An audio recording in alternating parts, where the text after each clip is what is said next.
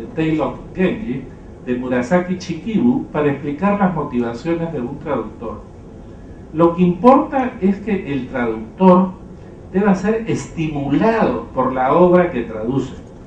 Debe estar obsesionado día y noche por el sentimiento de que debe necesariamente ponerlo en su lenguaje y debe estar en un estado de impaciencia hasta que lo ha hecho.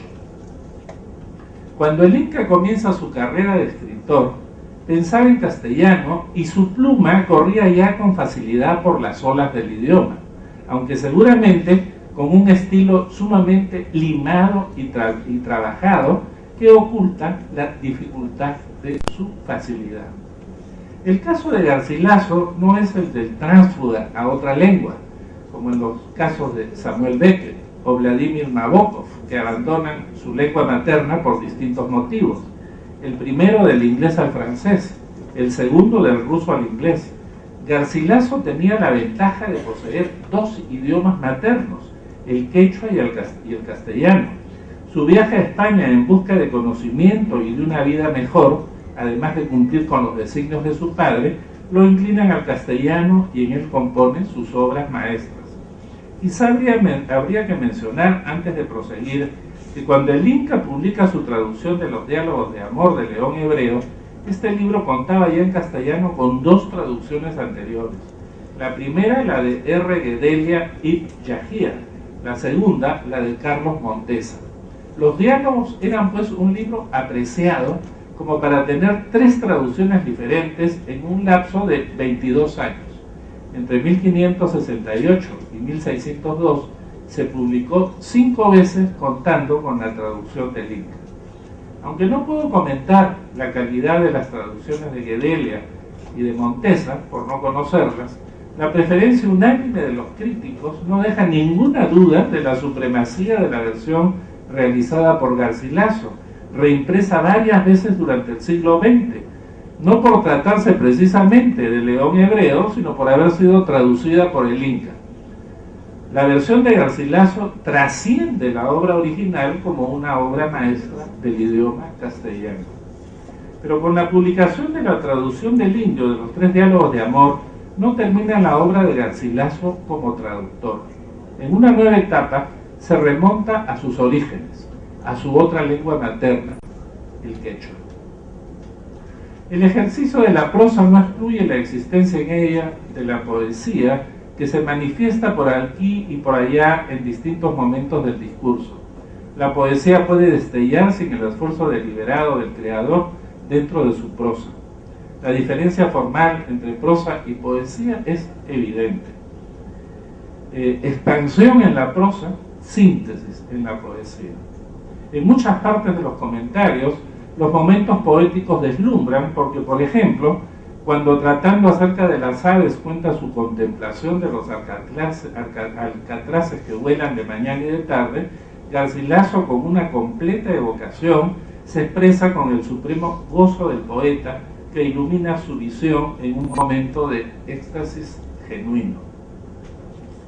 Este toque, omito la cita por el tiempo, este toque que podemos llamar misterioso o mágico por tratarse de verdadera poesía, explica que al momento de la expresión en verso, Garcilaso lo hiciera con la soltura y oficio de un verdadero poeta.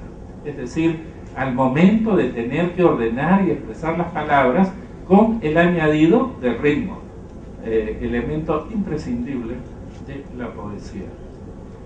Durante la larga composición de los comentarios, Garcilaso se dio tiempo para revisar y comentar muchas de las malas interpretaciones que los cronistas anteriores a él respecto del quechua, que como bien dice, era la lengua que mamé con la leche materna, se entiende.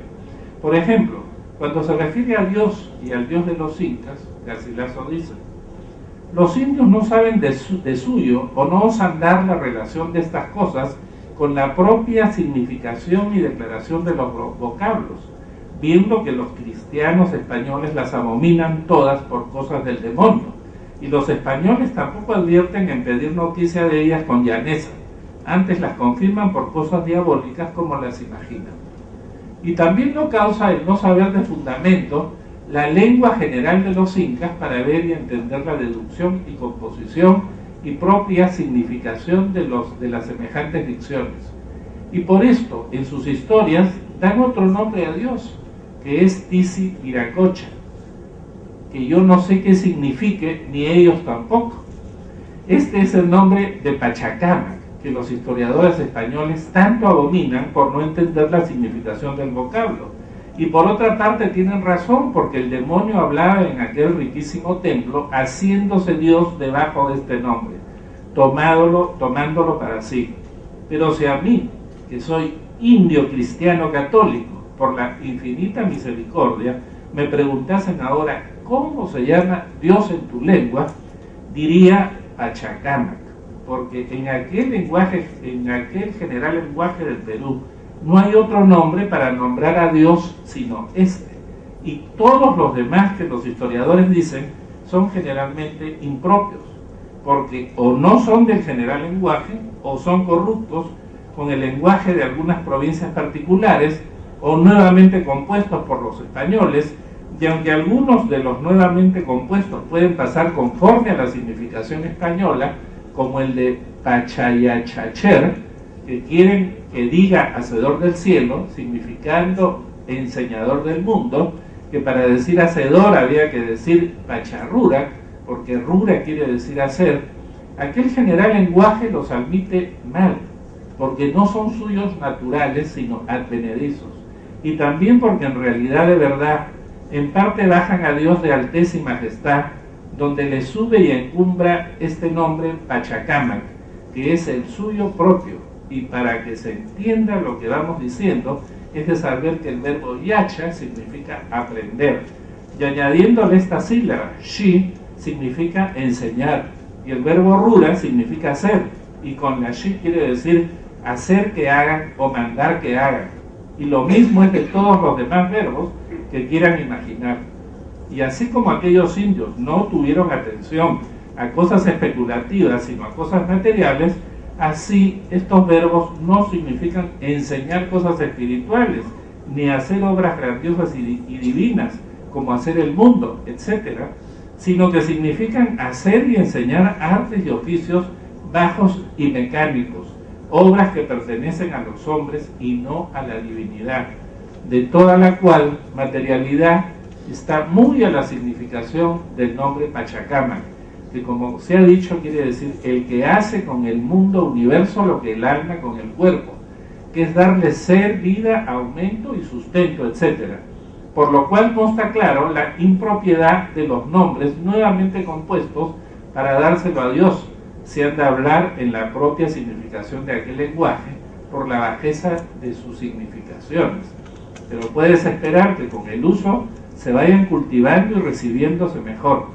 Y adviertan los componedores a no trocar la significación del nombre o verbo en la composición, que importa mucho para que los indios los admitan bien y no hagan burla de ellos, principalmente en la enseñanza de la doctrina cristiana, para la cual se deben componer, pero con mucha atención, ¿no? Hasta ahí Garcilaso. Un punto sensible como el religioso, el Inca lo trata con discreción, pero con autoridad. Si a mí, que soy indio, cristiano, católico, por la infinita misericordia, me preguntasen ahora cómo se llama Dios en tu lengua, diría Pachacamac, porque en aquel general lenguaje del Perú no hay otro hombre para nombrar a Dios sino este. Garcilaso en este punto, como en muchos otros, ofrece la traducción conocida y pensada por él, y que ofrece como verdadera para refutar a los cronistas que no habían entendido la correcta significación de los vocablos. Su magisterio ha sido reconocido por muchos. En el umbral mismo de los comentarios, el Inca compone unas advertencias acerca de la lengua general de los indios del Perú. Aquí, sin embargo, como en otros momentos de los comentarios, nos encontramos más bien en el campo de la lingüística que en el de la traducción. Gracias a su conocimiento del quechua, Garcilaso es uno de los pocos cronistas que se han referido a la poesía de los incas y transmitido sus poemas. Por desgracia, los ejemplos